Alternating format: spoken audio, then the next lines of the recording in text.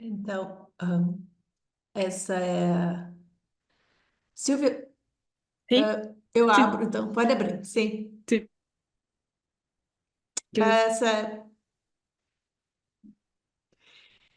nós recebemos hoje na Relafi a maravilhosa Michele Seixas, doutora, professora da Universidade Federal de Santa Maria, no Rio Grande do Sul. Ela é professora do Departamento de Filosofia da Federal, tem licenciatura em Filosofia, mestrado e doutorado mestrado e doutorado na Universidade Federal do Rio Grande do Sul. Foi docente e orientadora do projeto de filosofia da residência pedagógica. Seus interesses estão centrados no ensino de filosofia, na maternidade, sob a perspectiva filosófica, e na história da filosofia moderna, especialmente na obra de Kant e Émilie de Châtelet. Ela é coordenadora do grupo de pesquisa e tradução sobre Émilie de Châtelet, filosofia da natureza e, e método. No ano de 2021, recebeu o Prêmio Elizabeth da Boêmia, concedida pelo Center for the History of Bohemian Philosophers and Scientists da Universidade de Paderborn, na Alemanha. É uma das fundadoras da Olimpíada Nacional de Filosofia, um concurso de ensaios filosóficos para estudantes do ensino médio, com apoio do Ministério de Ciência e Tecnologia e do CNPq, no Brasil. Ela vai falar para nós sobre Émilie de Châtelet e método, e nós da Relaf, estamos extremamente felizes de tê-la conosco. Mite, seja bem-vinda. Muito obrigada, Catarina, minha parceira, amiga.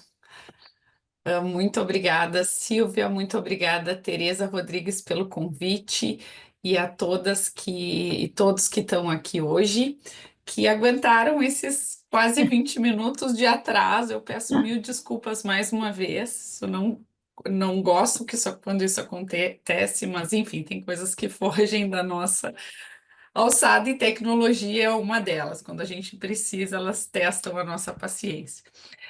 Quero pedir desculpas por não ter conseguido assistir às anteriores, a apresentação da Carolina Araújo e da Jasmine Ferreiro. Gostaria muito de assistir. A Catarina me disse que é possível que elas fiquem online, então vou aguardar por isso para que eu possa assistir. Me interesso muito sobre o tema da maternidade, então eu fiquei muito chateada que eu não pude assistir.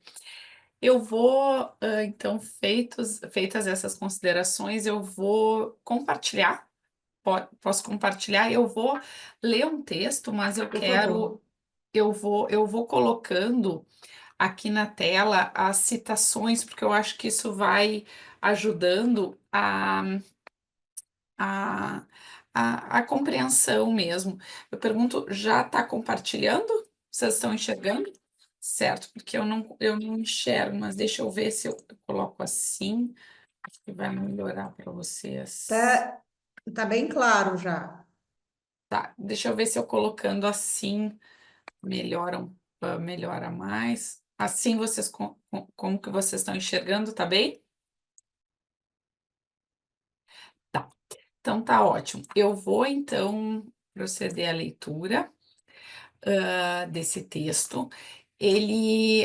Esse texto, eu considero que ele tem duas partes. A primeira parte foi publicada, saiu no livro do Vozes esse ano, e a segunda parte, ela é um work in progress. Então, esse texto, a gente vai, enfim, eu vou, vou, vou ler para vocês. E a gente espero que a gente possa conversar sobre essas questões na sequência. Bom, então o meu tema é a questão sobre a natureza do fogo, duas notas a respeito, primeiro escrito de Emile de Châtelet. Então, por que que ele é um work in progress? Porque é uma tentativa de tentar compreender sistematicamente como se deu o pensamento da Châtelet no que diz respeito ao método. No que, qual foi, portanto, qual foi o papel dela ali naquela primeira metade do século XVIII para ligar essas tradições que estavam concorrendo a respeito do método em filosofia natural, a respeito da filosofia experimental, que era uma nova perspectiva, né, que por assim dizer, coroa a revolução científica, mas que vai ser também questionada por, o método experimental vai ser questionado por alguns filósofos, como por exemplo por Kant. Então a minha ideia é tentar pensar como que se deu o desenvolvimento da Émilie du Châtelet em três escritos principais, começa com a natureza do fogo, depois com instituições de física e, por fim, com o comentário que ela faz ao Principia de Newton, a tradução que ela faz do Principia de Newton. Então, mas assim, eu tô, digamos assim, na metade desse trabalho, tô chegando, ainda não cheguei na consideração lá do Principia, então são coisas que eu tô trabalhando. Então, essa é a primeira parte desse projeto, assim, de tentar compreender sistematicamente como que se dá o desenvolvimento do pensamento dela com respeito ao método filosófico, científico e filosófico. Bom, então, deixa eu já passar aqui. Na enciclopédia, o Dicionário Razoado das Ciências, das Artes e dos Ofícios, um empreendimento monumental editado por Diderot e d'Alembert. Vocês estão me escutando? Eu acho que tem alguém com o áudio aberto. Ai, tá ótimo, obrigada. A entrada experimental refere-se diretamente à filosofia natural. Neste texto, lemos: a filosofia experimental é a nova filosofia que toma o caminho da experimentação para descobrir leis da natureza. Ainda nessa entrada, encontramos a história da lenta introdução da filosofia experimental na França, a qual, segundo os enciclopedistas, obteve o mesmo tipo de rejeição e suspeição que a física de Descartes obtivera da academia um século antes, mas que culminou na criação, pelo rei Luís XV, de uma cátedra de filosofia experimental na Universidade de Paris. Sabemos que, nos anos passados, no Château de Ciré, Émilie du Châtelet e Voltaire conduziram experimentos com o objetivo de testar e provar hipóteses científicas acerca de variados fenômenos da natureza. Dentre esses experimentos, destacam-se os esforços para compreender a natureza do fogo, tema do concurso da Academia Real de Ciências Francesa, no ano de 1738. A dissertação sobre a natureza e a propagação do fogo, escrita, como conta a biógrafa, em impressionantes 2 semanas, consiste em uma reação à posição newtoniana de Voltaire e conta, portanto, a versão de Châtelet sobre essa disputa. Esse texto marca também, contudo, o florescimento de uma posição filosófica que é, certamente, sensível aos avanços da nova filosofia, a filosofia experimental, e que, portanto, pretende trazer algum papel para a experiência na busca do conhecimento, ao mesmo tempo que reconhece os limites desse novo método para a ciência. Nesse texto, então, quero mostrar como a estratégia de Châtelet para defender que o fogo não tem as propriedades da matéria, em especial o peso, é distinta da estratégia de Voltaire e de d'Alembert para provar a hipótese contrária. Meu objetivo é, primeiramente, chamar a atenção para a diferença entre essas estratégias para, em um segundo momento, destacar algumas notas a partir desse seu escrito inaugural sobre a posição filosófica que está nascendo da do Châtelet. Quero crer, e essa é uma hipótese a ser debatida, que Émilie du Châtelet ocupa uma posição única entre os filósofos experimentais, pois, se por um lado é inegável que a filósofa reconhece o papel da experiência no estabelecimento daquilo que poderá contar com conhecimento científico, por outro, é fato também que ela dirige críticas à capacidade da experiência em justificar sozinho o conhecimento. Pretendo atingir meus objetivos adotando o seguinte plano. Primeiro, vou apresentar a entrada a fogo descrita por D'Alembert na enciclopédia. Segundo, vou oferecer um resumo da discussão sobre as características definitórias do fogo no escrito de Voltaire. E terceiro, discutir como Châtelet interpreta os experimentos relatados nos livros de que dispõe e replicados em suas próprias experiências com Voltaire. Como conclusão, vou retirar algumas lições acerca da posição filosófica de Châtelet. Então, sobre as propriedades do fogo e os meios para descobrir sua natureza na enciclopédia. Aqui eu já passei. Aqui. Desculpa, eu esqueci de passar os slides. Eu preparei e esqueci de passar, mas eu vou passando. Sobre as propriedades do fogo e os meios para descobrir sua natureza na enciclopédia. Na enciclopédia encontramos 2 artigos sobre o fogo. Um o trata do ponto de vista da física, o outro de acordo com a química.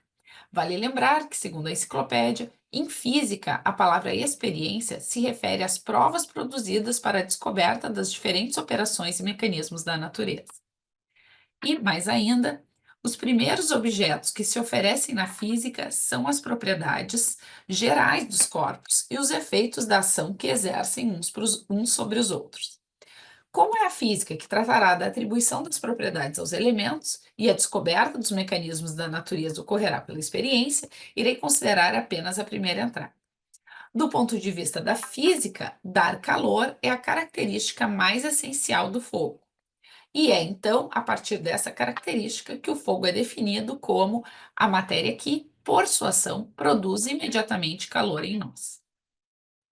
O próprio D'Alembert nota a insuficiência dessa definição, uma vez que ela deixa em aberto a possibilidade tanto de que o fogo seja uma matéria particular, isto é, algo por si próprio, quanto de que não seja mais do que, cito, a matéria dos corpos colocada em movimento.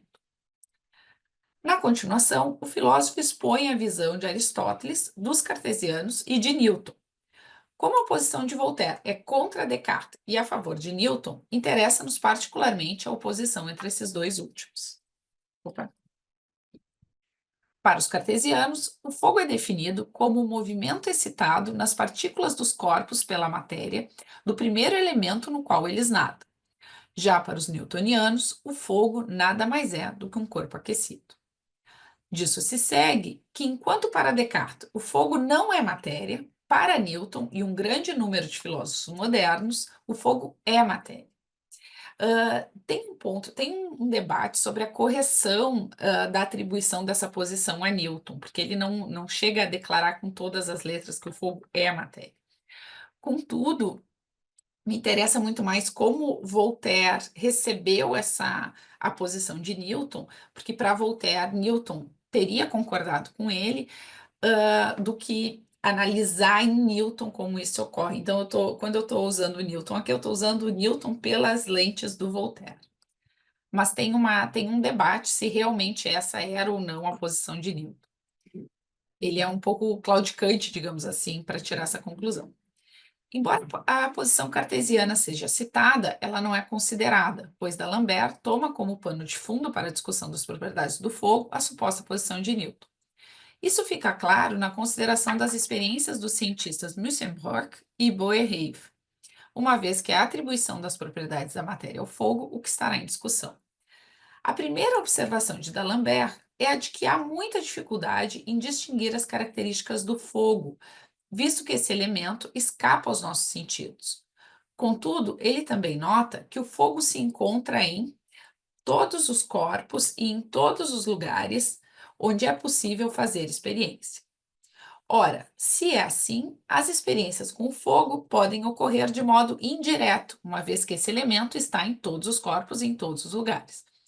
Vejamos como D'Alembert apresenta a atribuição das propriedades da luz e do peso ao fogo a partir das experiências de Mussenbrock. Primeiramente, prestemos atenção à propriedade da luz. Mussenbrock ao fogo, dá duas, a saber, a luz e a rarefação. Esse físico reivindica que, por todo lugar onde há luz, mesmo sem calor, há fogo. E ele prova pela luz da Lua que, reunida em um ponto por uma lente convergente, clareia muito sem queimar. Não está demonstrado que a matéria que produz a luz seja a mesma que aquela que produz o calor. É verdade que a luz da Lua é um reflexo daquela do Sol e que a luz do Sol está acompanhada de calor. Mas, ainda mais uma vez, seria necessário ter provado incontestavelmente que a luz e o calor do Sol são absolutamente produzidos pelo mesmo princípio e pela mesma matéria. Duas observações são importantes. Em primeiro lugar, para Mussenbrock, mesmo que a luz e calor sejam propriedades do fogo, elas não são propriedades que coexistem necessariamente, uma vez que é possível ter luz sem que tenhamos calor onde há fogo. Embora nada seja dito sobre se é possível termos corpos candentes sem que eles sejam luminosos. Em segundo lugar, se por um lado, pelo menos até aquele momento, não há uma prova de que essas características sejam produzidas pelo mesmo princípio, por outro, a experiência com a lente convergente é tomada como suficiente, esse ponto é importante, para provar que a luz e o calor podem estar separados nos corpos onde o fogo está presente. Anotemos que, para chegar à conclusão de que essas duas características não são mutuamente dependentes, D'Alembert considera suficiente realizar experiências com corpos que estão sob a ação do fogo. Já acerca da atribuição da propriedade do peso ao fogo, D'Alembert afirma: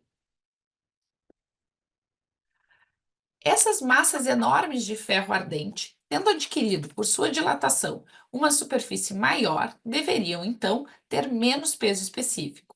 Eu posso concluir, então, disso mesmo, a saber que elas pesam a mesma coisa quentes e frias, que o fogo que as penetrou lhes deu precisamente tanto de peso quanto sua dilatação as fez perder, e que, por consequência, o fogo é realmente pesado.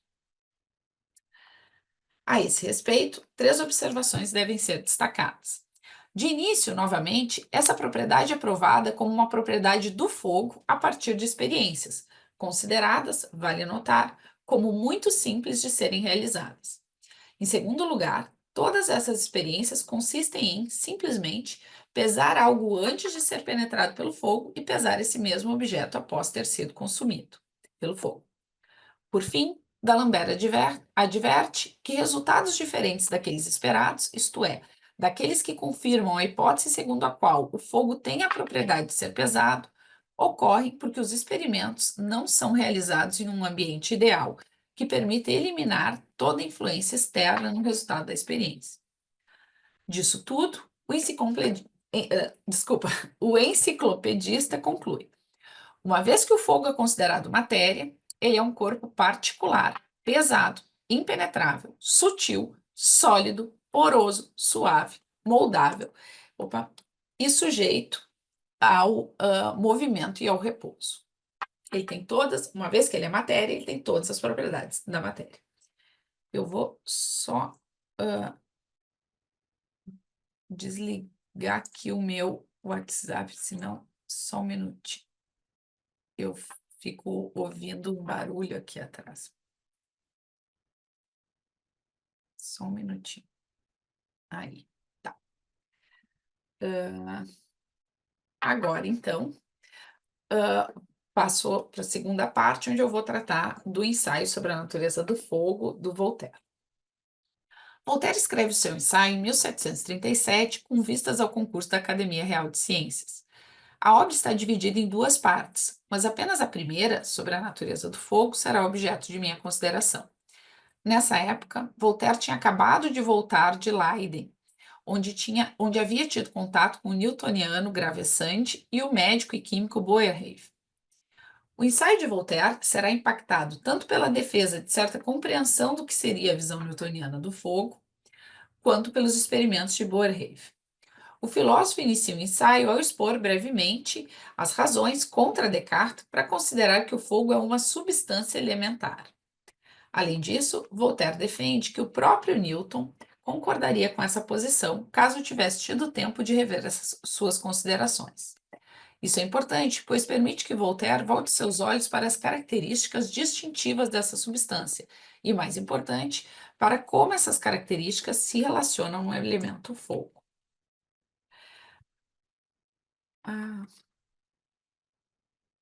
Essa daqui eu não botei. Tá. Bom, eu vou ler, essa não está aqui, infelizmente. O fogo, em geral, é o único ser que ilumina e queima.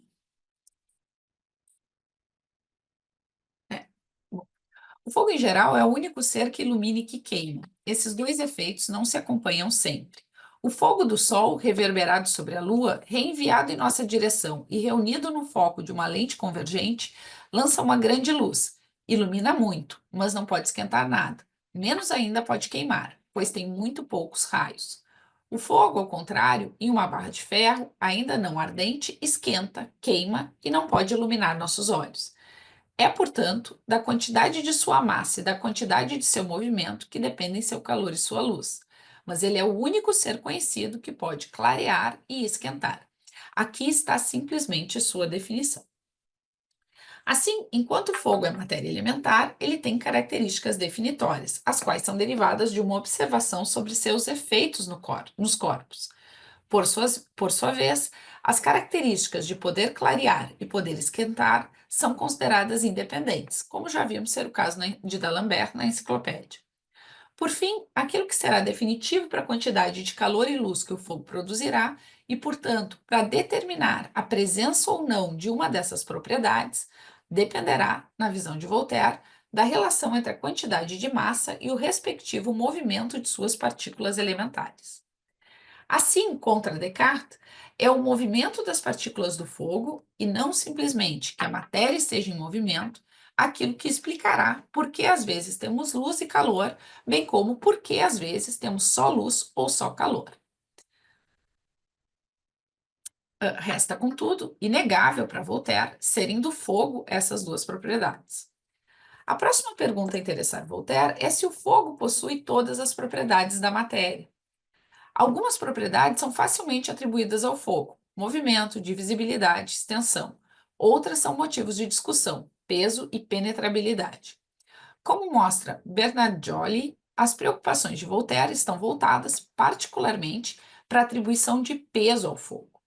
Isso porque ele irá encontrar nos livros de que dispõe, por exemplo, o L'Elementa Chemiae, de Boerhaave, e o Elementa Physicae, de Mussenbrock, posições divergentes acerca dessa questão, que ele achava que estava em disputa, portanto, era a questão sobre o peso do fogo. Além, e talvez por conta disso, as experiências no Château de Cirré estarão concentradas, sobretudo, em responder essa questão principal. Acerca desse ponto, duas experiências interessam Voltaire: as experiências de Boerhaave com ferro aquecido e resfriado e as experiências a partir de processos de calcinação, sejam aquelas de Nicolas Lemery, com a calcinação do chumbo, sejam as de Romberg, com o peso do antimônio. No primeiro caso, Boerhaave teria pesado 8 libras de ferro resfriado e comparado seu peso com aquele de uma mesma quantidade de ferro aquecido. Sua conclusão seria de que, em ambos os casos, o ferro continuava pesando as mesmas exatas 8 libras, independentemente de estar incandescente ou resfriado. Dessa experiência, Boerhaave conclui que o fogo não tem peso. No segundo caso, a experiência com a calcinação do antimônio teria resultado em um aumento de peso da ordem de 10%, o que sugeriria a hipótese contrária, isto é, a de que o fogo possui de fato peso, uma vez que, após o processo de calcinação, o antimônio teve seu peso aumentado. Hoje a gente sabe, né, que o metal aumenta de peso no processo de calcinação porque oxida, isso é, moléculas de oxigênio se unem ao metal calcinado, mas isso não era conhecimento da época. Assim, Voltaire pergunta: trata-se de saber se esse aumento nessa experiência, na calcinação do antimônio, pode provar o peso do fogo e se a igualdade de peso na experiência de Boerhaave pode provar que o fogo não tem peso. Para responder à sua própria pergunta, Voltaire começa explicando que reproduziu experiências com metais ardentes e resfriados em uma fundição de ferro, uma fundição que era próxima do Château de Cirré, tendo tido cuidado de trocar todas as correntes de corda por correntes de ferro, conforme recomenda Boerhaave e seu Tratado de Química. Nesses experimentos, nos quais pesou desde 1 até 2.000 libras de metal, ele afirma não ter encontrado jamais a menor diferença entre os pesos dos metais, replicando, portanto, o resultado obtido anteriormente por Boerhaave. Surpreendentemente, contudo, Voltaire conclui que o fogo é pesado. Ele explica seu raciocínio exatamente do mesmo modo que D'Alembert explicara na enciclopédia. Essas massas enormes de ferro ardente, tendo adquirido por sua dilatação uma superfície maior, deveriam então ter menos peso específico. Eu posso concluir então disso mesmo, a saber que elas pesam a mesma coisa quentes e frias, que o fogo que as penetrou lhes deu precisamente tanto de peso quanto sua dilatação as fez perder, e que, por consequência, o fogo é realmente pesado. Se o filósofo aceita essa argumentação, então ele precisa elucidar como é possível que o mesmo fenômeno de perda de peso não ocorra com as experiências a partir do processo de calcinação, uma vez que essas resultam no aumento de peso do metal calcinado. Nesse caso, ele levanta a possibilidade de esse aumento ser devido antes à matéria encontrada na atmosfera do que à penetração em seu interior de partículas de fogo. Após considerar e descartar a hipótese de que o fogo não tenha peso, Voltaire chega a uma encruzilhada. De duas coisas, uma. Ou nessa calcinação a matéria adquire um volume menor, conservando a mesma massa, e assim, por isso apenas, ela deve pesar um pouco mais, ou bem, sem ter um volume menor, ela adquire mais massa. Esse excedente de massa lhe vem ou do fogo ou de qualquer outra matéria. Não é provável que 100 libras de chumbo adquiram 10 libras de fogo. Talvez não existam 10 libras de fogo em tudo que queima por dia na Terra. Mas também não é provável que o fogo não contribua em nada a essa adição de peso. Façamos um balanço até aqui. Concernente ao primeiro grupo de experiências, se por um lado pesar metais aquecidos e resfriados não resultou em acréscimo no peso desses metais, por outro, Voltaire acredita ter explicado por que o resultado dessa experiência não foi o esperado. No que tange às experiências resultantes da calcinação, Voltaire as considera não conclusivas, pois deixariam em aberto a hipótese de que o fogo não tem peso, uma vez que o excedente de massa poderia ser resultado da influência de qualquer outra matéria. Nesse caso, contudo, Voltaire apela para a plausibilidade, utilizando um argumento por analogia. Não há, entretanto, nenhuma razão para privar o elemento do fogo do peso, uma vez que tem os outros elementos, e eu concluo que é muito provável que o fogo seja pesado. A história conta que Voltaire ficou bastante frustrado com os resultados de suas experiências com o fogo, pois não teve tempo suficiente para desenvolver suas técnicas, tampouco conseguiu os resultados conclusivos que esperava alcançar. Ao contrário, suas experiências ou replicaram resultados que não pareciam explicar as posições que defendia ou eram inconclusivas, a despeito de todo seu investimento. Contudo, mesmo assim, Voltaire não perdeu a confiança na capacidade de um novo método experimental fazê-lo avançar em suas conclusões científicas, pois afirma, com respeito ao peso ou atribuição de peso ao fogo, as experiências lhes são muito favoráveis. Com respeito à impenetrabilidade, elas parecem ainda mais certas, pois o fogo é corpo, suas partes são sólidas, pois elas dividem os corpos mais sólidos. Agora eu vou para a terceira parte, que é a parte sobre a Émilie du Châtelet.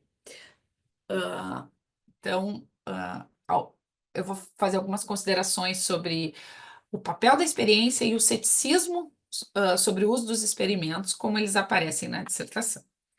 Na dissertação de Émilie du Châtelet, encontramos amplo uso de experimentos, visto que eles aparecem tanto para confirmar quanto para questionar hipóteses. Quando eles têm um papel positivo, são usados como premissas de um raciocínio por indução. Quando têm um papel negativo, são usados como premissas para descartar hipóteses em argumentos por redução ao absurdo. No primeiro caso, Châtelet inicia com a análise de experimentos e caminha em direção a argumentos que finalizam com uma afirmação geral sobre a natureza. Um exemplo disso é a discussão a respeito da atribuição das propriedades gerais da matéria ao fogo, especialmente peso e impenetrabilidade, são as seções 4, 5 e 6 na dissertação. Vale notar, vale notar que, nesses casos, a Marquesa considera possível concluir a partir dos experimentos, porque todas essas propriedades que percebemos na matéria são apenas fenômenos, e, enquanto tal, cabe ao experimento ensinar-nos se o fogo é pesado e impenetrável. Isso sugere que, se as propriedades em disputa são fenômenos, então experimentos podem ser usados como razões para se decidir sua atribuição ao fogo ou não por argumentos indutivos. Então, aqui a gente tem um condicional para o uso de experimentos. Eles valem para o caso de fenômenos. Além disso, o aviso a se manter em mente é o de que essas conclusões gerais são da ordem da probabilidade. Essa é uma outra consideração. Contudo, se por um lado não podemos aparentemente alcançar conclusões universais positivas, por outro, experimentos podem ser razão para decidir no negativo. Nesse caso, experimentos servem para demonstrar que uma lei geral aparente não se sustenta. Seu método consiste em levantar uma hipótese, expor um argumento que contradiz essa hipótese e alcançar uma conclusão que seja uma negação da hipótese inicialmente levantada. Esse método aparece, por exemplo, na discussão sobre a atribuição conjunta das propriedades do calor e da luminosidade ao fogo. Para provar que essas duas características não estão sempre juntas nos seres, A Marquesa primeiro levanta a seguinte hipótese: o fogo é sempre quente e luminoso? Em segundo lugar, para marcar a diferença entre calor e luminosidade, ela descreve os experimentos de René de Réaumur com pirilampos, que vivem em águas geladas, e suas próprias experiências com vagalumes que não perdem sua luz quando são submersos em água fria. Ao final, ela conclui: desses experimentos, parece que a água só age na propriedade do fogo que consideramos calor, visto que a destrói, e não altera a luz quando a propriedade da luminosidade é separada daquela do calor. Desse modo, se os experimentos mostram ser possível ter luz sem calor, está provado que essas propriedades não estão sempre unidas nos seres. Disso se segue que a importância da experiência no percurso argumentativo da dissertação é inegável. Contudo, isso não é o mesmo que afirmar a legitimidade da experiência como fonte autônoma de conhecimento. Com respeito à dissertação, ao menos em 3 ocasiões, Chatelet expressa seu ceticismo acerca de o conhecimento por experiência alcançar esse nível de certeza. A primeira ocasião é quando faço a crítica da conclusão sobre o peso presumido do fogo. A segunda, quando a Marquesa busca a autoridade de Descartes para justificar sua própria opinião. E a terceira é quando faz uma crítica geral ao método indutivo. Essas razões, vale notar, são independentes, pois, enquanto a primeira mostra a limitação dos experimentos para alcançar suas conclusões típicas, ou seja, conclusões gerais prováveis, nunca conclusões universais, a segunda apela para a necessidade, justamente, de se encontrar algo universal como garantia para a certeza. E a terceira critica as pretensões do método indutivo. Na discussão acerca da atribuição do peso ao fogo, na seção 6, a Émilie du Châtelet levanta dúvidas acerca das conclusões alcançadas através de experimentos conduzidos por eminentes cientistas de seu tempo. Sua crítica, nesse caso, recai sobre a confiança da experiência em nos dar conhecimento do mundo, visto que as conclusões alcançadas podem ser errôneas. A filósofa anuncia que irá discutir 2 experimentos. O primeiro, conduzido por Homberg, um químico, sobre o peso do antimônio, e o segundo, um experimento de Boerhaave, eu nunca sei como falar, com ferro aquecido e resfriado. Com respeito ao primeiro experimento, Chatelet nota que uma espátula de ferro foi utilizada durante o processo de calcinação do antimônio e que esse fato poderia explicar o aumento do peso do material ao final do processo. Adicionalmente, a filósofa lembra que todo metal perde peso quando é aquecido e derretido depois de ter sido calcinado e pergunta: como poderia ser, então, que exatamente no processo no qual os metais são expostos ao fogo mais potente, seu peso aumentaria? Seja pela intromissão de variáveis externas.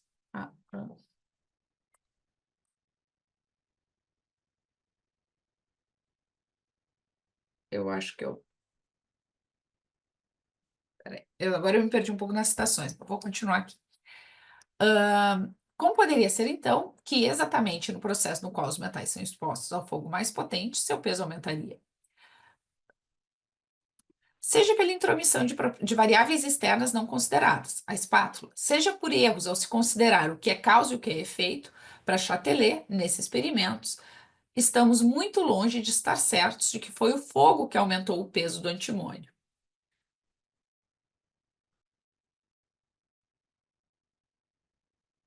Com respeito ao segundo experimento, a filósofa pontua que se o fogo tem algum peso, não parece existir nenhuma razão para que o peso dos corpos penetrados por ele não aumente quando ele está presente. Não convencida pelos resultados inconstantes dos experimentos, Chatelet defendia que eles eram inconclusivos. De todos esses experimentos, portanto, deve ser concluído que o fogo não tem peso, ou se ele tem, é impossível que ele seja perceptível por nós. O segundo exemplo do questionamento da confiança da experiência pode ser encontrado no contexto de atribuição das propriedades de luz e calor ao fogo. De acordo com Chatelet, para Descartes, luz e calor eram modos do fogo. Um modo, como oposto a um atributo, é uma propriedade não essencial que pode ou não ser encontrada em um ser. Mas por que luz e calor não são propriedades essenciais do fogo?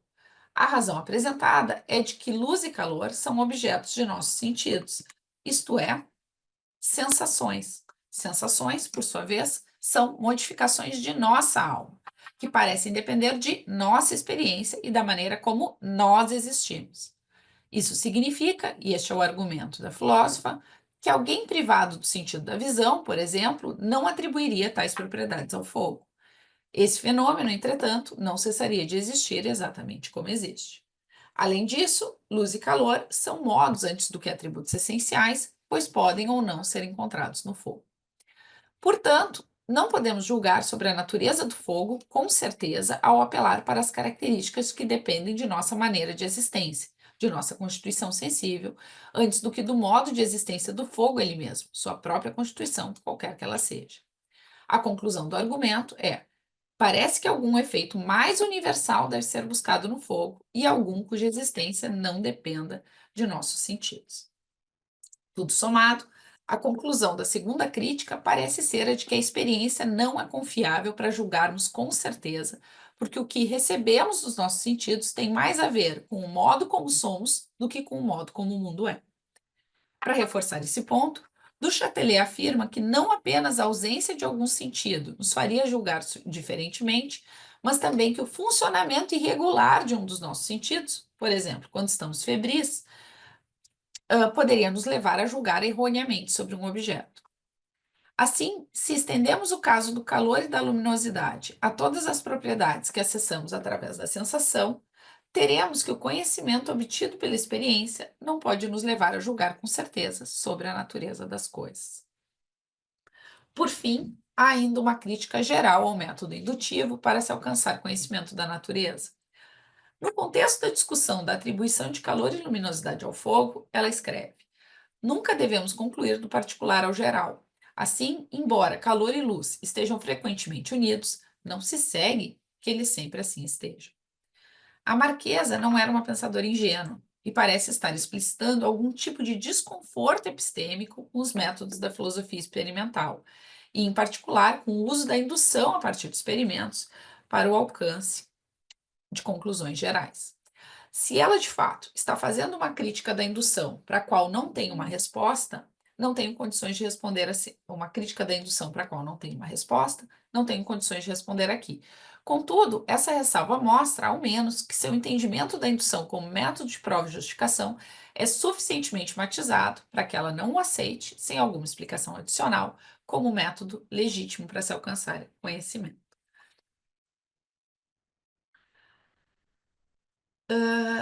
Agora vem uma parte mais especulativa, mas que também faz parte dessas considerações metodológicas, né, sobre o uso dos experimentos.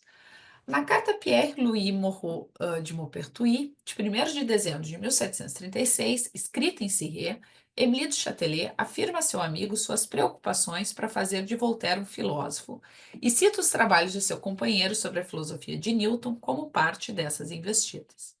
Além disso, ela escreve: nós usamos sua ausência para tornar as pessoas que habitam Cirré dignas de você, pois não podemos perder a esperança de vê-lo aqui um dia. Nós nos tornamos reais filósofos. Mais importante, na sequência da carta, a Marquesa afirma: você tem desejado há um longo tempo tornar filósofo o primeiro de nossos poetas, e você está tendo sucesso, pois seu conselho contribuiu para a sua determinação, a determinação de Voltaire, de entregar-se à sua sede de conhecimento. No que diz respeito a mim, você sabe mais ou menos a dose de física e de matemática que eu posso carregar. Eu desfruto de uma grande vantagem sobre os maiores filósofos, aquela de ter tido você como meu mestre. Maupertuis estava em uma expedição na Lapônia para determinar o achatamento da Terra nos polos, exatamente a tese que confirmaria a teoria de Newton, quando recebe a carta de Émilie du Châtelet.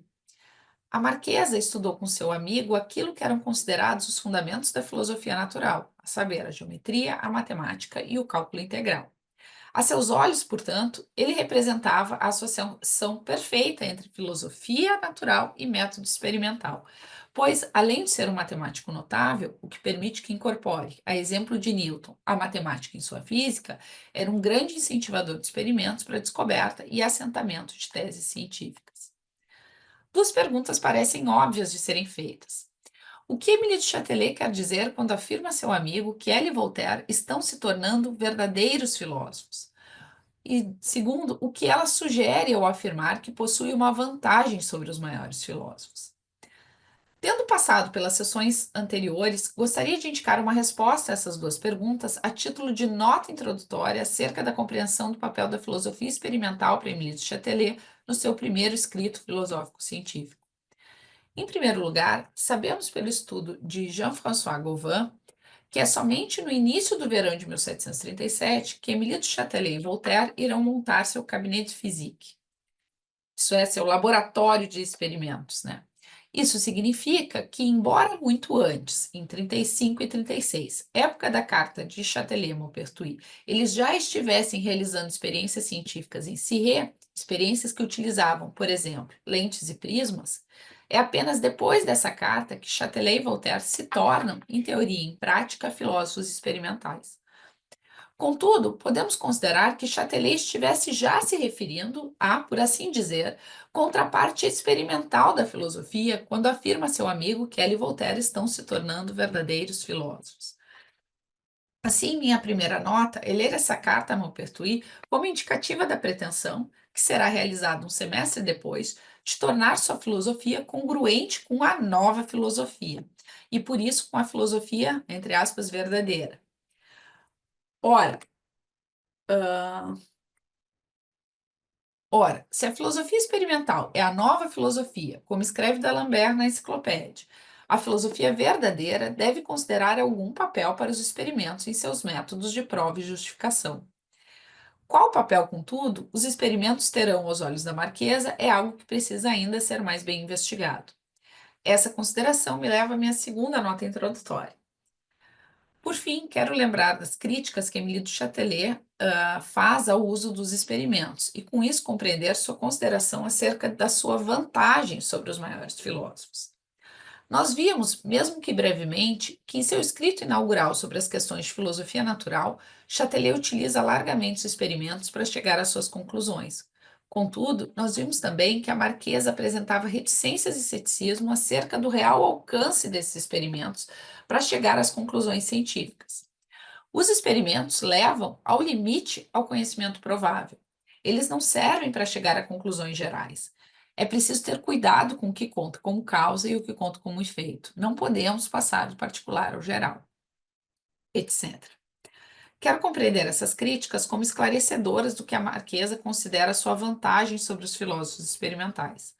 Ter estudado matemática e geometria como Pertuis muniu Châtelet de ferramentas que podem não apenas balizar o uso dos experimentos em filosofia, como também levar a um método mais acurado para a nova filosofia, na medida em que o próprio método dessas ciências pode servir como exemplo a ser seguido na filosofia experimental. E essa tarefa exige, então, a consideração de seus escritos posteriores e é uma empreitada para um novo trabalho.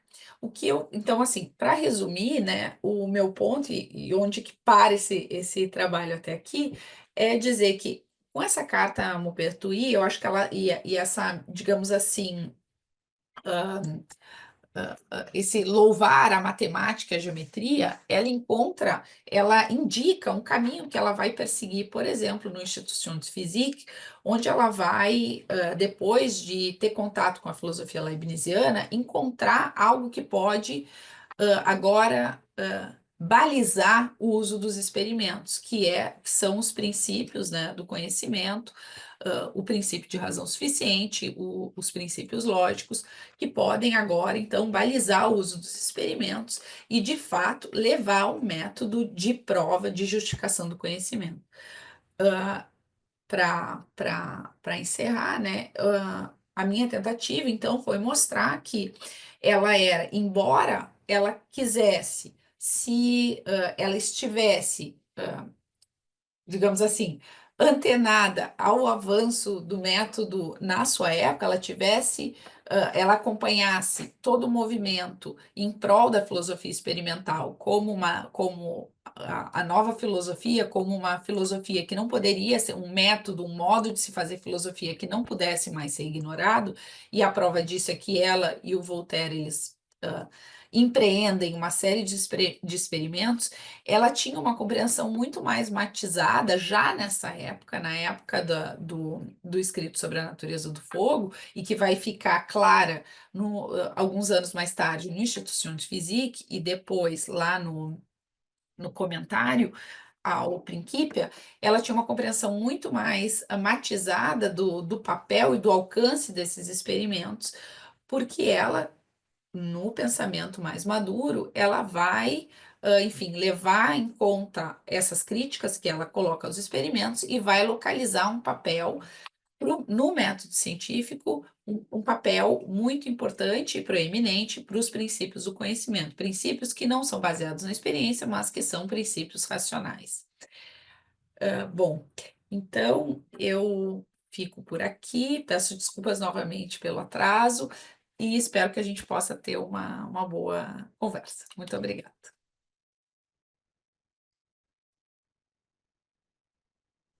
Maravilhosa, como sempre. Muito obrigada. As questões estão abertas. Eu gostei demais. Eu gostaria de começar com uma pergunta, é, porque a Judith Zinsser, por exemplo, ela enfatiza muito a formação matemática de Émile du Châtelet. Então, e aí, em algum momento, tu falas assim que ela. Porque assim, ela descobriu Leibniz depois de Newton.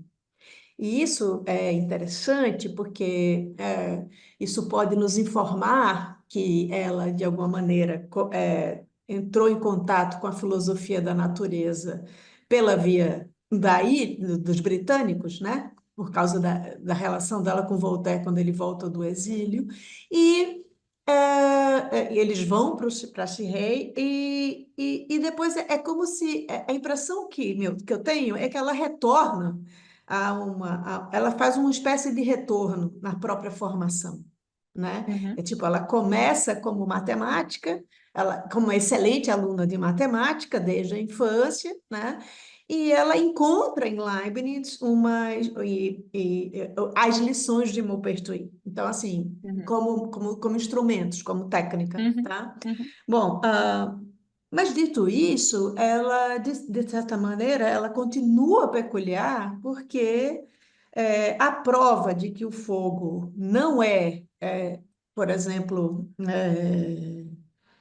de que a luz não é o fogo, que ela faz com os experimentos do vagalume e tal, e, portanto, ela conclui que o fogo não é matéria, essa prova ela é experimental, certo? uhum, Ela vai para o experimento fazer isso. Então, a minha pergunta é o seguinte: se tu achas, isso também é especulativo, mas se tu achas que o modo como ela vem a aceitar o princípio de razão suficiente é algo estritamente leibniziano, ou se esse legado, essa experiência dela com a experiência ou com o uhum, experimento teria impactado ou influenciado o modo como ela vai, de alguma maneira, preservar o raciocínio indutivo na noção de probabilidade nas instituições e a noção de experimento, que é porque, de certa maneira, ela não abandona completamente. uhum, Então, uhum. isso faz ela ser uma figura peculiar. É, é, e o que. Isso, é isso. E se ela mantém o. Porque, no final das contas, tanto o princípio de razão suficiente como o princípio de contradição, segundo ela, tem uma dimensão puramente axiomática, não psicológica, né? Por causa dessa. E eu queria saber isso também. Se tu achas que isso tem uma dimensão. Essa dimensão axiomática, ela é epistêmica ou se ela é uma adoção de uma tomada de partido da matemática, da Uhum. metamatemática, digamos. É isso. Muito obrigada. Estou aceitando inscrições para as perguntas. Obrigada, Catarina, pelas perguntas. Assim, eu não sei se eu vou ter condições de responder a segunda. Deixa eu me concentrar primeiro na primeira. Enfim, acho que a Chatelet ela tem um lugar ali que ela é bem um lugar de transição ali no século XVIII, né? porque ela tá, ao mesmo tempo que ela tá fazendo experimentos, ou seja, ela está usando, ela é uma filósofa experimental, ela se reconhece como uma filósofa experimental, ela faz críticas que os filósofos experimentais não fazem ao método. E ela, na sua filosofia, digamos assim, madura, ela tem um papel no método que é muito firme com respeito aos princípios do conhecimento, né? O princípio de razão suficiente, o princípio de não contradição, de continuidade, de identidade. Então, assim, como que eu vejo isso?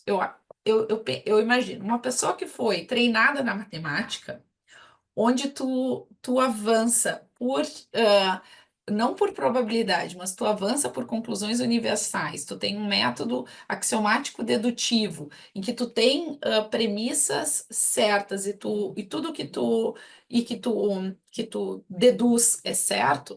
Quando se vê fazendo filosofia experimental, quando se vê fazendo esses experimentos que não parecem ser conclusivos, essa mente matemática, digamos assim, ela vê coisas que o Voltaire não vê. Então, eu acho que isso, então, assim, quando ela fala essas coisas para o meu Pertuí, acho que é um pouco isso que ela está comunicando. Eu tenho uma vantagem. Qual que é essa vantagem? Bom, ela pensa dedutivamente, mas ela reconhece que esses experimentos têm uma importância e por exemplo, se eu tenho se eu chego numa conclusão dedutivamente, mas eu tenho um experimento que nega essa conclusão, então, isso me mostra que a minha conclusão estava errada, que deu alguma coisa errada no método dedutivo ali, ou minhas premissas estavam erradas, ou eu fiz uma passagem que não poderia.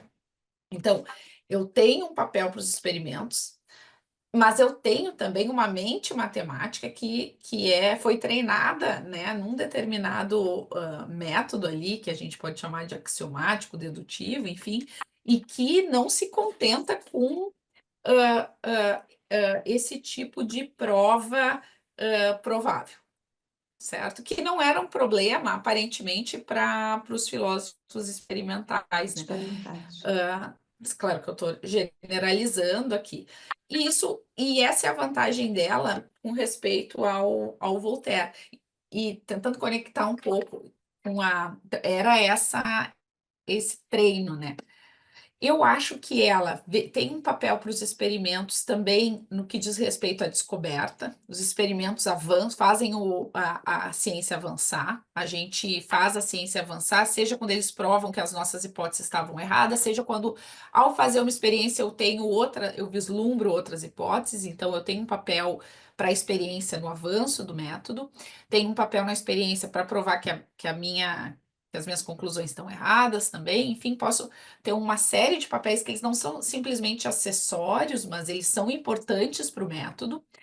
Mas, como uma mente matemática, quando ela encontra Leibniz, ela vê, eu acho, algo que pode guiar o experimento, algo que pode ser a contraparte, digamos assim, racional do método científico. Então eu vejo ela lendo, tentando ligar com a tua segunda pergunta, né? Eu vejo ela lendo justamente, ela tendo contato com a filosofia do Leibniz, ela encontrando ali o que ela precisava para aquela mente matemática poder fazer sentido para essa nova filosofia experimental. Então eu tenho uma espécie de correção racional aos experimentos. É contraditório, não dá. Ou não explica a causa, toma a causa pelo efeito, ou não vai não busca a causa. Eu tenho eu uso os princípios e eu, digamos assim, corrijo, eu consigo balizar os meus experimentos. Então, eu acho que é esse o papel, né, que os experimentos têm, desculpa, que os princípios do Leibniz que ela vai encontrar para os princípios do Leibniz dentro do método, desse método científico. Agora, que nela vai ser duplo, né? Vai agir em conjunto, são os princípios balizando os experimentos. Não é nem só experimento e nem só princípios, não são duas coisas, uma em cada ponta, não. Os próprios princípios vão balizar como eu monto os experimentos, como eu avalio os experimentos, e acho que aí tem uma uma filosofia experimental que é bastante interessante, assim, de se investigar e É, de se olhar, assim. Outro ponto muito que, bom. enfim, tu não perguntou, né, mas que eu acho bastante curioso, assim, nessa carta para uma Pertuis, é que ela, enfim, claro, eles eram amigos de longa data, né, então, e ela não tem, digamos assim, nenhum pudor em dizer que ela está sendo quem está sendo Voltaire na filosofia, né, e o que realmente é o fato, né, Mas ele também enfim, reconhecia isso. É, sim, ele sim, sabia que sim. ela era. Depois ele vai dizer que ela era fenomenal e tal, não sei o quê. É, É, de fato. exato, ele também, quem não reconhece são os nossos escritores de histórias da filosofia, que sempre tem o capítulo Voltaire, mas não tem o capítulo da Chatelet, né? É, não, mas o Ara Wade tem umas, ele faz um capítulo, né? Ele dá um espaço para ela no começo, né? Na década de 70, mas de fato ela era a amante do Voltaire, né? Isso Sim. é, isso é Obrigada, impressionante. Catarina. Eu que Eh, agradeço. Silvia, depois de Viridiana. Pregunto, Cata, recién nombraste a alguien que la incluye en una historia, a Duchatelet. ¿Quién es? É Ira Wade. Ah, bien, lo voy a escribir. Sí, sí, bien. É um grande Bien. estudioso de Sí, lo Voltaire. Ele conozco. tem um, ele tem um Bien. capítulo em que ele fala dela e é surpreendente, porque é da década de 70, né? Então, Ujú, mas bien, gracias. Bueno, muy bien, gracias, Micheli, muy interesante. Tengo, bueno, me hizo pensar en muchas cosas, pero me quiero ordenar un poco. Em, a ver, tengo varias preguntas, no quiero ocupar mucho espacio. Una me surgió ahora que das la respuesta a las preguntas de Catarina y tiene que ver con cuál es la posición, no sé si es definitiva, por llamarlo así, de Émilie du Châtelet con respecto a la probabilidad y la certeza. Ella piensa que aplicando los principios de inspiración leibniziana se llega a la certeza o piensa que siempre vamos a tener conocimientos probables. Esa es una pregunta. Uhum, Em, y también me preguntaba eh, si en el propio Newton no habría ya una combinación entre filosofía experimental, pero también matematización. Bueno, el tema del método Newton es muy complicado para los que los han estudiado mucho y es difícil de desentrañar, porque yo estaba pensando en qué contextos la influyen a ella. Yo no sé, por ejemplo, cuánto sabía de la inducción baconiana. Sé que Voltaire era un admirador de Bacon, pero tampoco se sabe mucho cuánto realmente profundizó en la metodología, porque uno también podría pensar que cuando ella dice que una experiencia negativa ya sirve para rechazar una teoría aceptada sim. provisionalmente, en definitiva Uhum, está abrazando un recurso que es baconiano y al uhum, mismo tiempo, aunque Bacon no lo dice, su propia propuesta lleva a las probabilidades, es una escala, ¿no? de uhum, axiomas y nunca se uhum, llega a la certeza última. Aunque él lo uhum, quiere, nunca llega. Entonces, en alguna medida, creo que abraza uhum, cosas que están en el propio Bacon, seguramente no lo uhum, debe haber leído, porque también en Bacon se habla de como él dice, un matrimonio entre la razón y la experiencia, ¿no? Em, pero bueno, simplemente para dar un poco uhum, de contexto a perspectivas combinadas que ya había en la época donde el valor del experimento nunca es absoluto, digamos, uhum, ¿no? Siempre está la idea de la experiencia negativa y demás. Bueno, eso es lo que te comento, uhum. para ver qué idea de filosofía experimental tenía y qué pudo haber encontrado en Bacon y en Newton. En todo caso, después te pregunto más sobre el fuego, que es otro tema interesante. Obrigada, Silvia. Enfim, eu acho que sim, certamente a gente vai encontrar nuances também nos filósofos experimentais, né? E nuances enfim, muito provavelmente a posição dela não é inédita. Mas no círculo e com a pressão, digamos assim, de com quem que ela estava discutindo ali, ela estava de fato discutindo ali com Voltaire mais diretamente, né?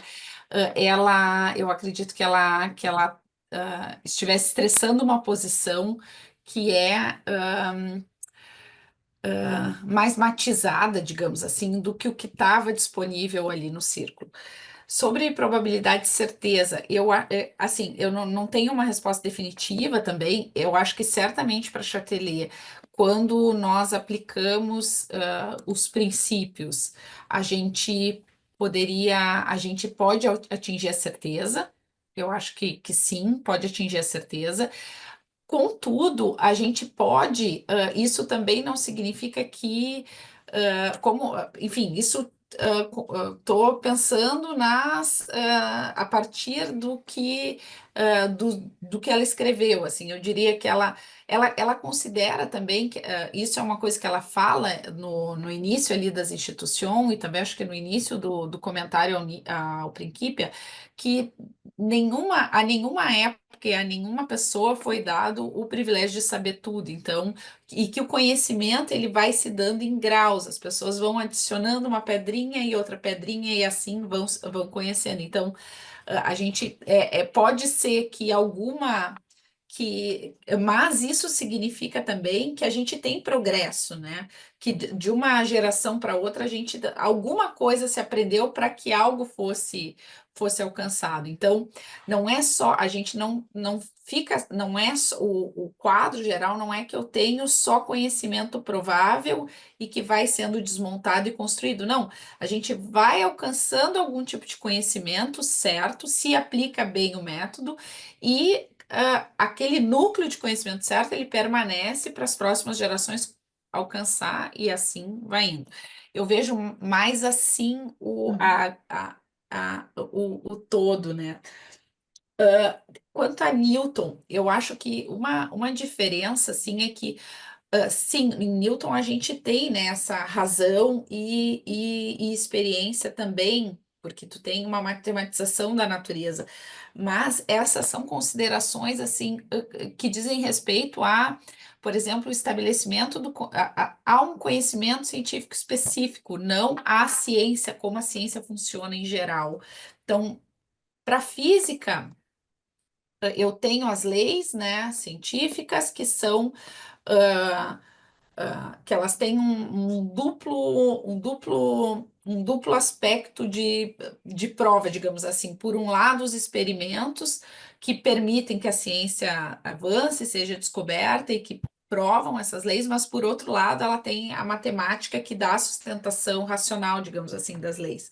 Eu acho que a diferença com a Chatelier é que ela não está pensando só, ela está pensando a experiência, desculpa, o avanço científico em geral, não só na física, mas isso valeria também para outras ciências, sei lá, para química, para a biologia não estava, né, no radar na época, mas para outras ciências, para outro tipo de discurso científico, isso também vale. E daí não é para outro tipo de discurso científico, mesmo aqueles em que a matemática não seja o que vai dar a sustentação racional. Então, eu tenho no método geral da ciência que ter essas duas coisas concorrendo, assim, por um lado, princípios gerais racionais que vão organizar como os experimentos são feitos, e por outro, os próprios experimentos permitindo o avanço, que é sempre parcial, né? Mas que me permite, se balizado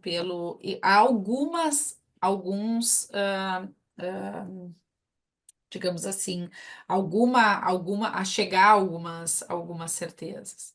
Então, eu Ujú. não sei se eu te respondi, Sí, Silvia, sí, assim, sí, sí. são Meu Deus. tantas. tantos pontos, tanta coisa que eu tenho que pensar. Agora eu tenho que voltar a Sí. estudar bacon. No, no, simplemente para agregar que creo que, bueno, yo también tengo que trabajar y leerlo al texto de Duchâtelet, si está en ella la idea la experiencia negativa, ¿no? Que es una idea muy fuerte para Sim. Bacon, Ela el fala disso equilibrio. ela fala disso nas instituições. Ajá, Tem um parágrafo das instituições que ela disse exatamente isso. claro. Basta uma experiência negativa para Mm, acabar com tudo, né, Mitty? Ela sí. diz isso em um dos parágrafos das instituições. Tu devia Ujú. chamar a Silvia para dar um mini curso sobre bacon em Santa Maria. Exatamente, exatamente, Silvia, Ela exatamente. é a maior baconista da América Latina, se brincar. Viri, Bien. Ay, Viridiana. muchas gracias, Mitieli. Bueno, quiero retomar una cosita muy breve de la intervención de Silvia con respecto a esta relación entre los filósofos experimentalistas, como de tradición baconiana. Creo que un vínculo que podríamos tener entre ellos y Châtelet es Robert Boyle, porque ella lo menciona en la disertación sobre la naturaleza del fuego. Ahorita perdí la referencia, pero sí lo menciona. Entonces podría ser ahí la pauta, ¿no? Digamos, esta relación, estos ecos Uhum. de familia con respecto a su postura sobre la experimentación o sobre la filosofía experimental. Otro comentario adicional que quiero hacer al respecto es más en el orden de la historia de las filósofas modernas. A mí me encanta esta interpretación o esto que tú nos estás advirtiendo con respecto a la visión que tiene Émile du Châtelet sobre la filosofía y la filosofía experimental con respecto a la crítica al experimentalismo y esta especie de conciliación entre los principios metafísicos o los principios racionales y, digamos, la observación del mundo natural. A mí me parece fascinante porque parece ser algo constante con las filósofas. O sea, lo encontramos, eso se sugiere, digamos, en la filosofía de Conway. Antes de Conway, bueno, está explícito en Cavendish. Y acá tenemos otra vía en la cual son principios racionales, más la instrumentalización matemática, más la instrumentalización, digamos, de la observación. Entonces, me parece fabuloso, digamos, tener esta perspectiva, ¿no? Esta perspectiva metodológica de las filósofas modernas. Y que es crítica en los tres casos, ¿no? Los tres casos van por una vía que parte de una crítica hacia lo que se está haciendo en filosofía natural y proponen algo. Uhum. Ese es el segundo comentario. Y ya, ahora sí, la pregunta. La pregunta es, me llama mucho la atención, digamos, cómo está estructurado el tratado de Châtelet. Digamos, habla sobre la naturaleza y después sobre la propagación. ¿Qué opinas de que probablemente esto ya sea un indicio de esta visión de la filosofía? Es decir, al plantear la naturaleza o preguntarse sobre la naturaleza del fuego, ya hay una suerte de coqueteo o de aproximación hacia la vía especulativa, hacia una visión, yo diría, metafísica sobre el fuego. Y justo ya la parte de la propagación es toda la vía experimental.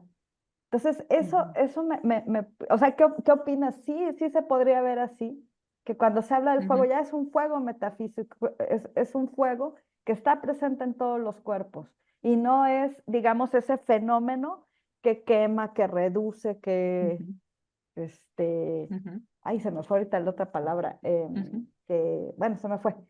¿Qué opinas? ¿Sí cuadra o no con el...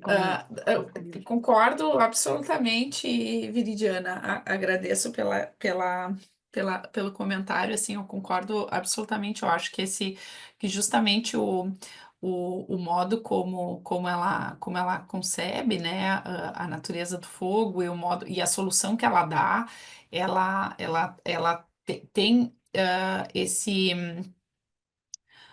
cunho, digamos assim, metafísico, ah, e, e esse modo, né, de considerar que o fogo ele não é não como esse fenômeno, ou não pelo menos apenas como essa manifestação fenomênica, né, mas com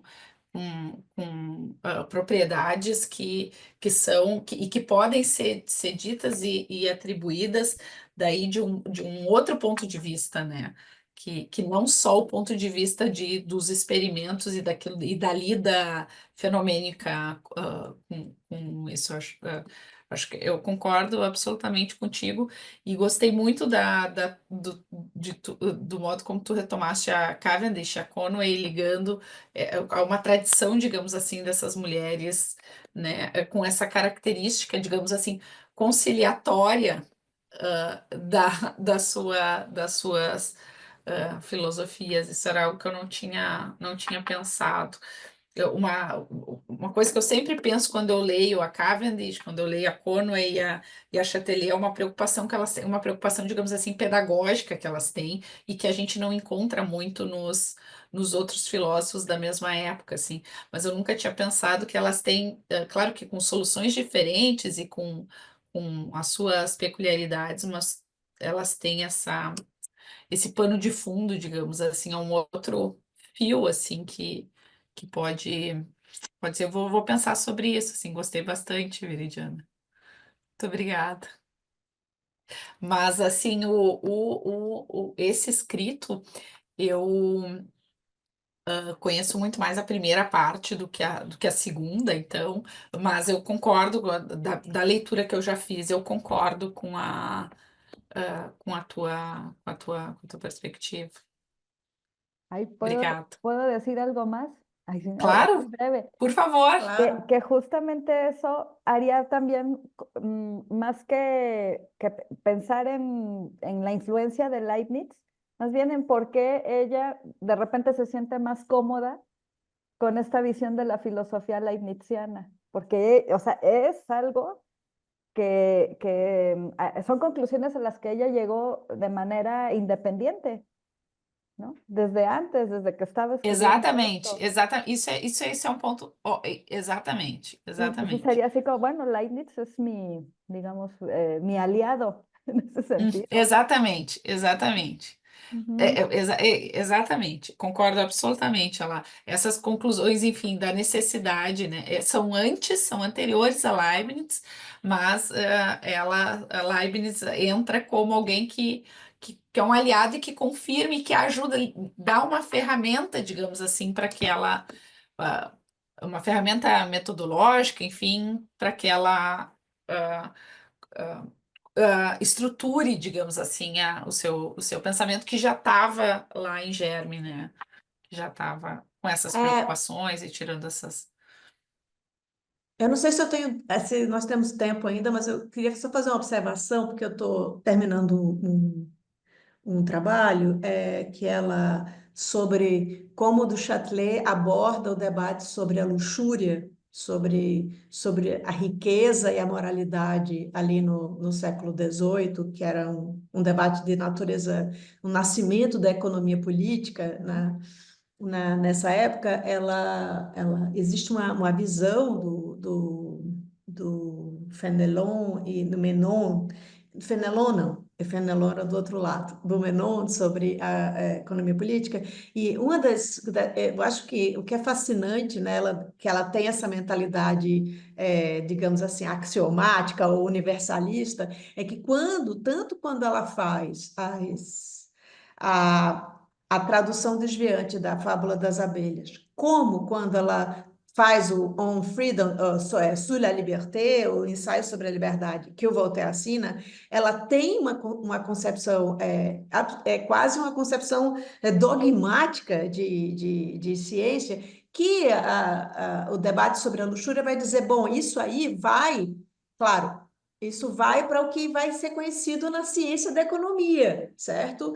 É quase uma espécie de psicologia racional das escolhas e tal. Ela está situada nesse debate. Então, em qualquer âmbito, seja na filosofia prática, na filosofia, no embrião, né, que ela é muito pouco uma teórica prática nesse sentido de a filosofia moral, mas seja nessas preocupações, seja na preocupação estrita em filosofia da natureza, ela tem uma mente científica.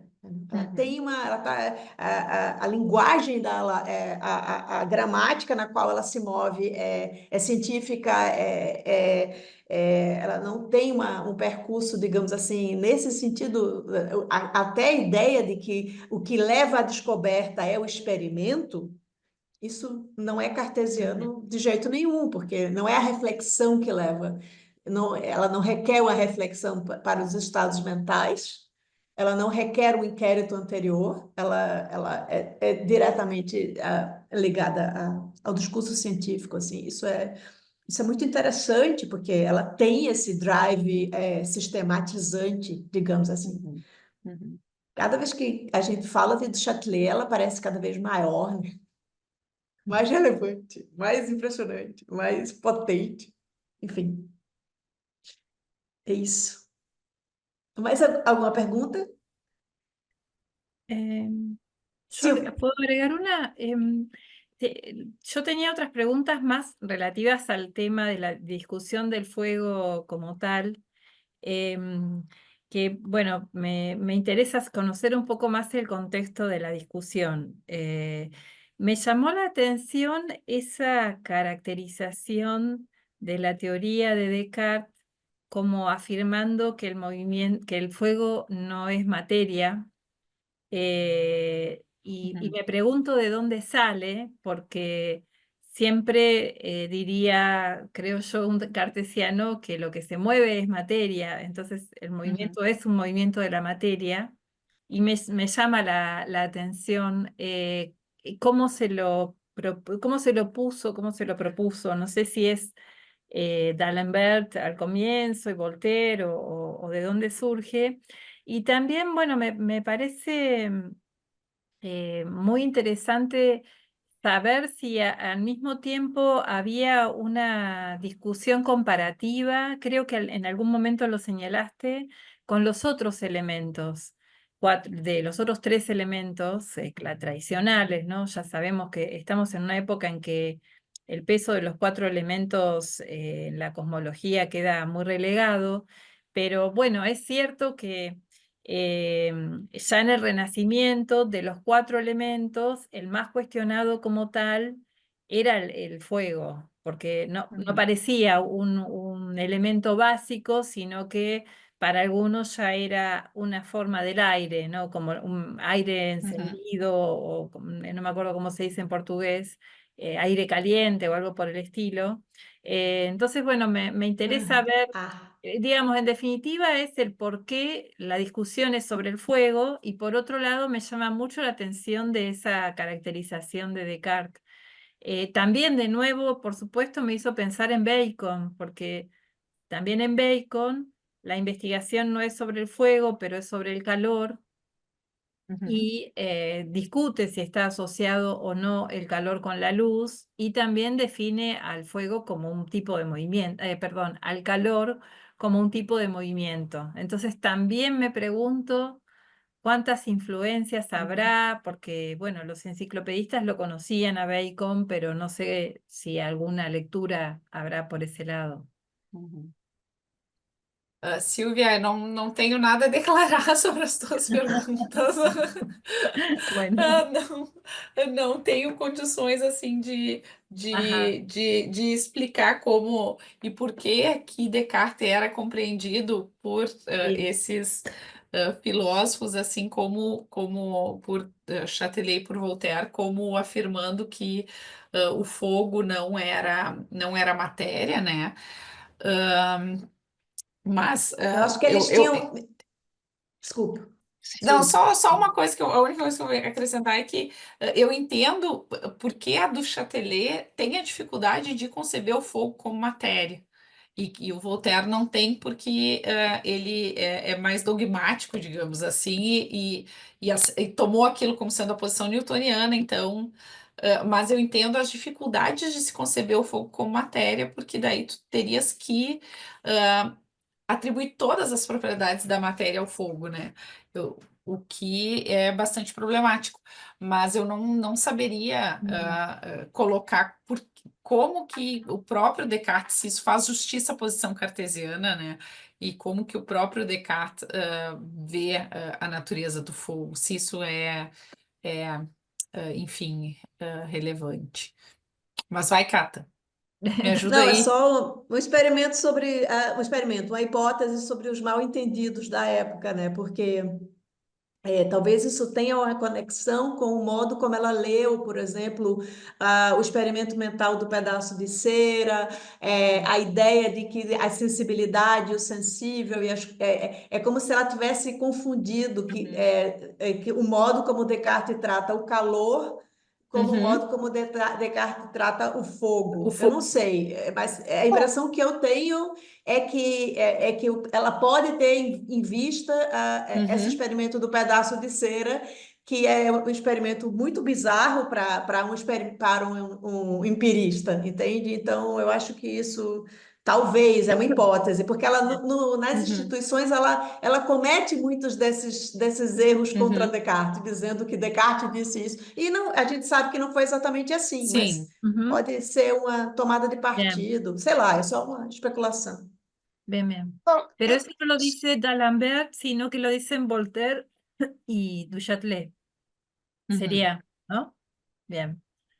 Desculpa, Silvia. Não, No, não, não. que esa definición de que para Descartes el, el fuego no es materia, está en Voltaire, está en Duchâtelet y no está en D'Alembert. D'Alembert. Uhum. Oh, En D'Alembert no está esa definición de Descartes. uhum. No lo Uhum. dice él, lo dicen Voltaire y Châtelet. Esa es mi pregunta. Bien. Sim, sim, eu acredito que eu não sei se Bien. em algum outro local, né, isso aparece. Enfim, em D'Alembert, ali na entrada Fogo, ele apresenta, né, como que é para Descartes. E ali está dito que o fogo é o movimento excitado nas partículas dos corpos pela matéria do primeiro elemento no qual eles nadam. Então, Bien. Ujú. Bien, bien. Bueno, seguro. Es para seguir é, buscando. Perfecto.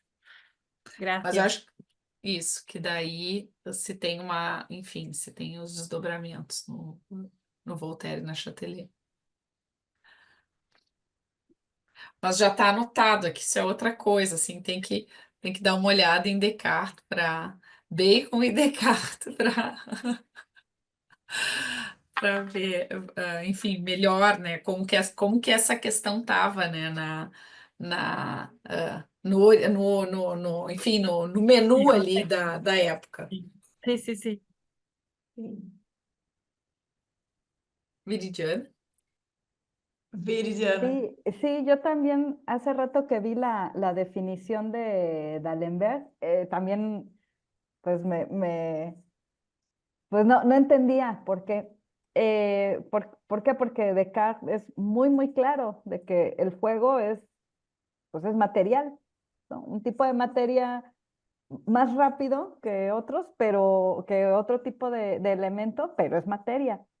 Lo Uhum. interesante es que Duchâtelet sí ve, digamos que ¿cómo decirlo? Que los tipos de elementos dependen del tipo de movimiento o de la velocidad del movimiento.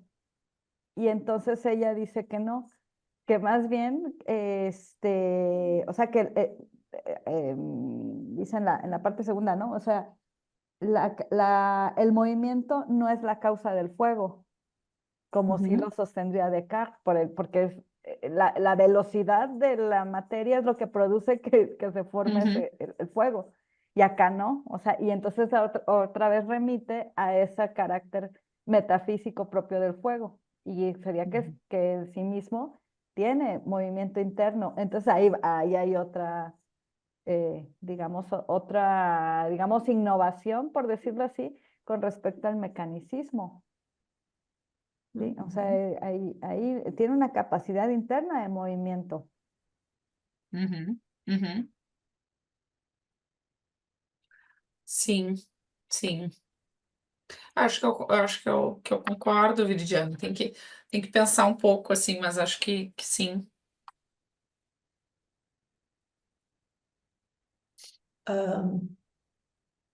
Bueno, ah, assim estamos há quase 1 hora e meia de discussão, de apresentação e discussão.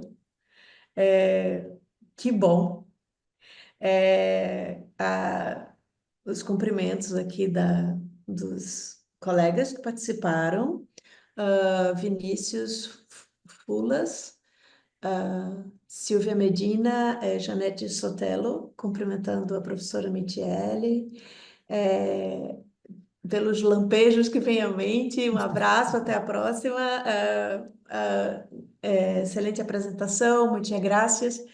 Eu não sei, mas se alguém tem mais uma pergunta, eu acho que a gente já pode ir finalizando, talvez. Invitar a la próxima. Ujú. Sim, El 29. Sí. vamos. Poderias hacerlo, Viri?